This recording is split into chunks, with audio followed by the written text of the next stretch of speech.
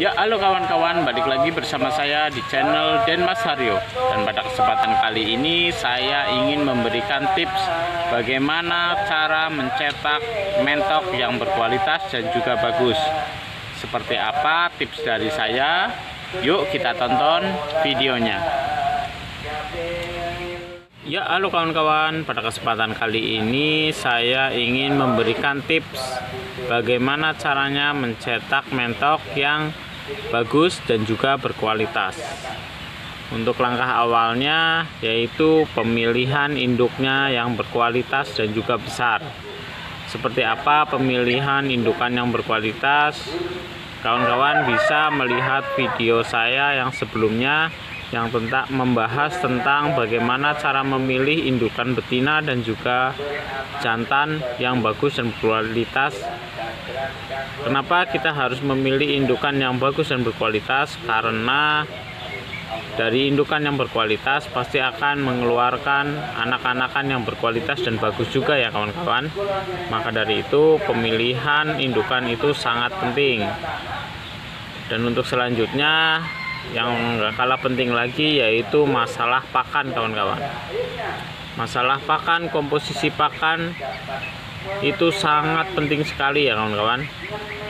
Jadi kita harus tepat atau benar memberikan pakannya di umur-umurnya ya kawan-kawan. Jadi umur sekian sampai sekian dikasihnya makan apa, umur sekian sampai sekian dikasihnya makan apa. Jadi setiap jenjang umurnya itu mendapatkan nutrisi-nutrisi yang tepat kawan-kawan, sehingga mentok-mentok kita itu pertumbuhannya sangat bagus kawan-kawan.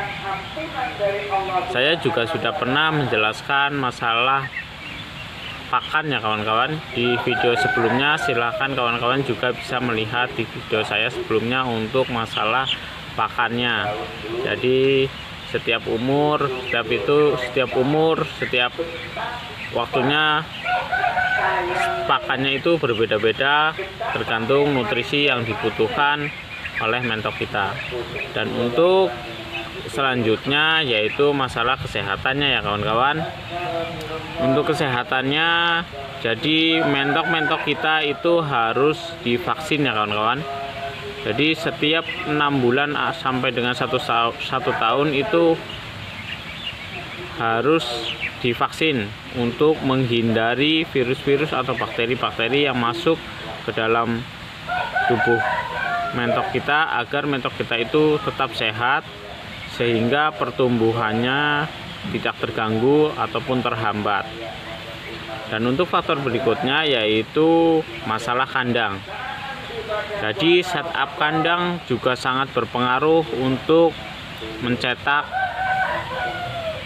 mentok yang berkualitas dan juga bagus. Karena dari kandang itu mentok-mentok kita hidup ya kawan-kawan.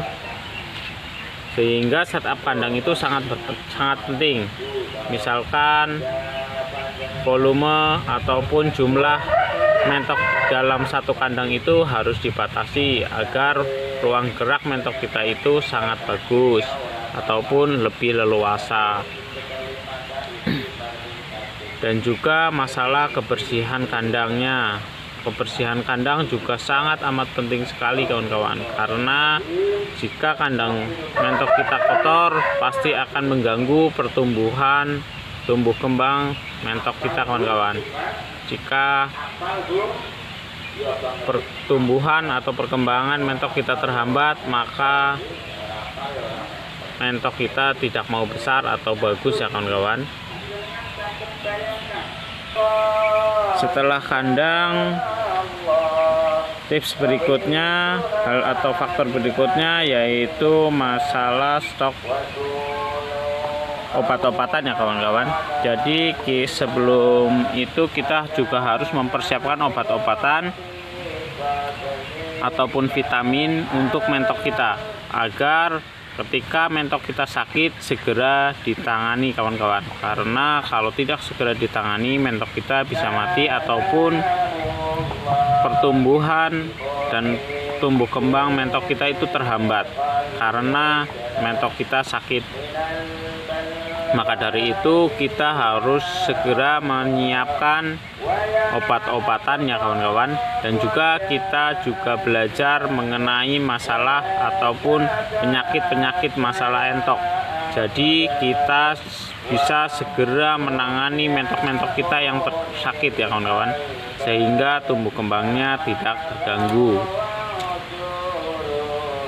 Dan hal berikutnya yaitu masalah penjodohan atau perkawinannya ya kawan-kawan.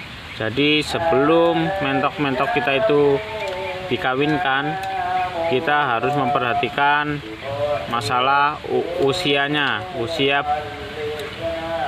usia indukan jantan maupun betinanya harus sesuai dengan umur agar hasilnya ataupun anak-anakannya itu bagus dan juga berkualitas. Karena jika terlalu muda ataupun belum siap untuk dikawinkan, maka anaknya pun tidak akan berkualitas dan kemungkinan besar juga tidak jadi ya kawan-kawan, atau banyak telur-telur yang tidak menetas. Maka dari itu sebelum kita mengawinkan mentok, kita harus rawat dulu mentok-mentok kita agar bisa mendapatkan hasil yang maksimal dan juga dikawinkan pada umur yang sudah waktunya, sehingga bisa mendapatkan keturunan ataupun hasil yang maksimal dan juga bagus. Oke, segitu dulu tips dari saya bagaimana cara mencetak mentok yang berkualitas dan juga bagus. Jika ada kawan-kawan yang berpengalaman masalah mentok, mari kita sharing bersama di kolom komentar ya kawan-kawan. Oke, terima kasih kawan-kawan.